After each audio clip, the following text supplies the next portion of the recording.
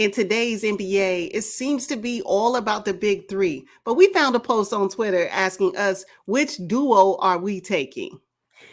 When I saw this post, my first thought was, well, who else is on the roster? I need to know, is this a 2-on-2 or is this a 5-on-5 with some reserves? I just needed to know what was the premise of this, because for me it wasn't enough. But what are your thoughts? Yeah, I thought it was a 2-on-2, and that's how I was like, okay, well, what Giannis and Luka, what can they do against Steph and Embiid? For me, it was an easy selection. I'll tell you that. Oh, you think? It wasn't easy for me. I think it just depends on what type of game you want to watch. I mean, when I think of, come on, Steph is a 4-time NBA champion. Like, how do you go against that with all of his experience and all of his accolades? I mean, 2-time MVP, Finals MVP. The list goes on and on with Steph, and number one scorer, shooter, 3-point extraordinaire. I mean, like, he's all the things, right? And so then I'm thinking, then I'm like, well, but I'm limited on defense. So then I said, okay, so then what Luka gonna get me? He may not have all the accolades, but maybe he can finesse a basketball. I can promise you that. He can get you in the clutch. He can do all that, but he ain't good on defense either. So then I'm like, well, what are we actually comparing? And that's why I asked, well, who else is on the roster?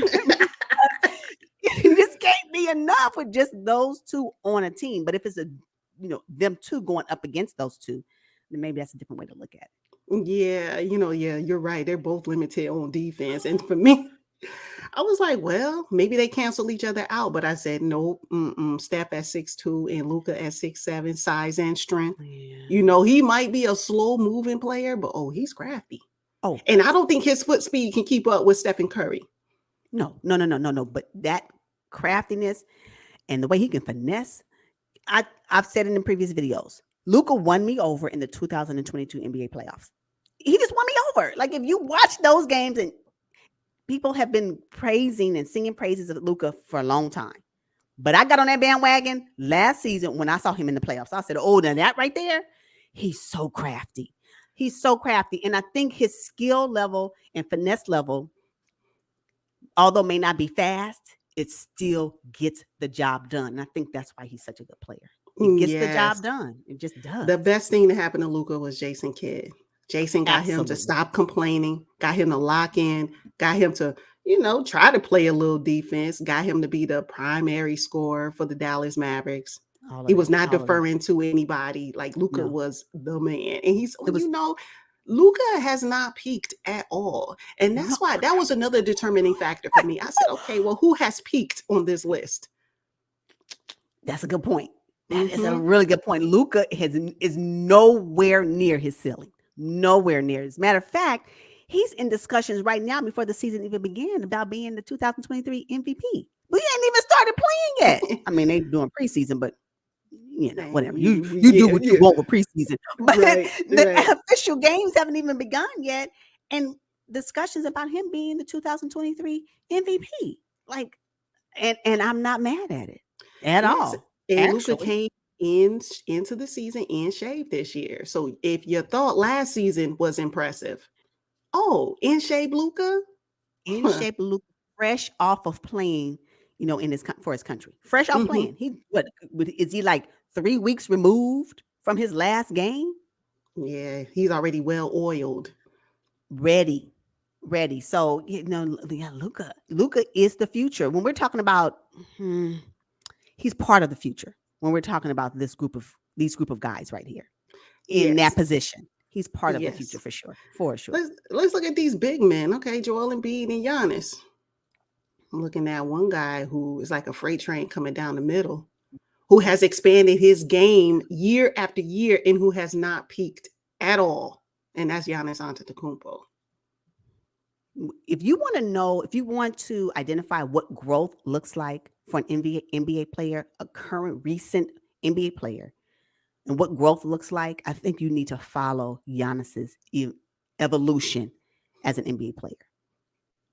When he came, this Giannis on this photo was not the Giannis that got drafted. I am super sorry. And so when we're talking about taking your game to the next level, Giannis did that year after year after year. We talk bad about him. Oh, you ain't shoot no 3-pointers. He figured that out. Oh, Yes. you take forever at the free throw line. Fixed it. Like, you know, he honors the craft of basketball and the skill that it requires to play at the top level. And he demonstrates that year after year after year. Even so, he was able to lead his Milwaukee Bucks team to the 2021 NBA championship. What? Yes. Yeah, Giannis. I mean, he talked about recently in a clip talking about the NBA is less about skill and more about consistency and sheer passion for the game of basketball. And he said that's what sets him aside from everybody else who's great. I said, ooh, and I believe that. And he meant it too, because it's proof in his work ethic. It's proof in how his game has evolved over the years. We're talking about a 6-time All-Star, 5-time All-Defense, 2-time MVP, All-Star MVP, a champion, as you mentioned. He won the Most Improved award, was not happy with Most Improved. What did he do? Year after year, added different pieces to his game. Giannis is, I believe, he is the future of the NBA. I can support that. Yes, he will be a part of the future of the NBA. Yeah. Absolutely. Like the evolution of a basketball player, young guys that's just coming into the league. You want to know what you need to do to your game? Evan Mobley, you want to know what you need to do to your game? I'm just saying, Yeah. follow Giannis's, journey. He's gonna give you He's gonna give you the blueprint on how you evolve your game, evolve your body, and Yes. get a championship. That's what Giannis presents to me. That's how I see Giannis. So yeah, ooh, you don't want to be anywhere near him coming downhill. You just don't want to do it. Yes. Now, Joel Embiid, who was my pick for MVP last season, don't know what it's going to take for him to pick up MVP this year. But I'll tell you this, at 7 foot and 280, the way he can play inside and outside, bang in the middle, meet you at the rim. I mean, he could, at his size, grab the ball and go coast to coast. Might not be as fast and agile as Giannis, but Joel Embiid is no slouch. And I understand he's even got his body right for next season. So I'm looking forward to seeing Joel Embiid. Yes, I agree. Joel Embiid's footwork is so. I'm like, is he on clouds? I mean, it's so smooth to me. I like watching how he manages himself in the paint. It's really, really cool to watch. And I don't know why people continue to fall for his pump fake. I just don't get it. He's gonna give it to you every time. Why don't y'all stop doing that? He's gonna figure out a way to pump fake you and get around you. Y'all ain't watching no tape. Yes, but no, yes. I agree with you about Joel Embiid. I just wonder why he has not achieved or received a lot of the accolades that Giannis has. What is that? Because there can only be one. And I think Giannis is just more committed to the craft. I think Joel Embiid, he's big. He's been good for so long. Giannis had to work at it. Yeah, he did. What we're seeing today from Giannis is like, it's just, he came into the league real scrawny, real tall and lanky, like Chet Holmgren almost. And now look at Giannis's body and his body of work. I mean, Joel Embiid he's just been good. He's been good from the beginning. Yeah, he may have taken it for granted. Yeah. Or maybe the league has taken it for granted. I don't know. But okay, I can see that. So when we're talking about which duo would I take, just off the I'm going to have I only selected this duo because I'm going to rest on the experience of Stephen Curry. That's why. I just think that Stephen Curry has he knows what needs to happen, right? So are we talking about now or are we talking about in the future? I don't know. Because can I take both? Oh my God. Okay, of course. Yeah, no, I went with Curry and Embiid. Because I think that if Embiid was playing with the likes of a Curry and what that particular what they would what a team could build around Curry, I think Embiid would probably already have a ring. Oh, yeah. Okay. I just think that So no, that's kind of how I see it. That's how I see it. Yes. I mean, you really can't go wrong. You can't go wrong selecting either of these duos. But I chose Luka and Giannis because they're still evolving players. What we're going to see from Steph, we know. Like, there's really nothing else he can do to get better. And Giannis will outwork Joel Embiid and Luka, who still be adding stuff to his game.